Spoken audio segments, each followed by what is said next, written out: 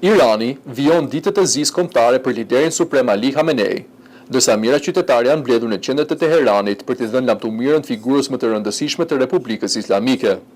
Ceremonitë martore po zhvillohen në disa qytete dhe pritet të zgjasin një javë, ndërsa autoritetet synojnë të shfaqin unitetin e vendit pas luftës së fundit dhe vrasjes së liderit suprem.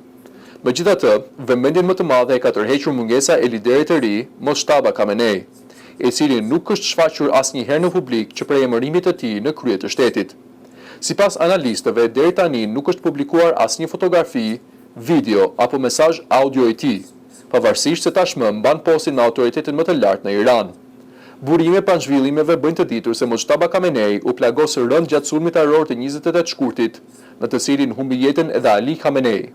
Raportohet se ai ka posuar dëmtime serioze në fytyrë, çka mund të shpjegojë mungesën e tij nga aktivitetet publike. Ekspertët vlerësojnë se autoritetet iraniane mund të jenë gjithashtu të shqetësuara për sigurinë e liderit të ri, pas atentatit që i kushtoi jetën babait të tij. Sipas këtij skenari, Ali Khamenei dhe disa anëtar të familjes së tij u vranë gjatë sulmeve ajrore të ndërmarra nga Shtetet e Bashkuara dhe Izraeli në fillim të luftës kundër Iranit. Ndërkohë, qeveria iraniane dhe Garda Revolucionare Islamike vazhdojnë të organizojnë procesione masive funerale, duke i paraqitur ato si një dëshmi të mbështetjes popullore për sistemin islamik dhe për vazhdimsinë e regjimit pas humbjes së liderit historik.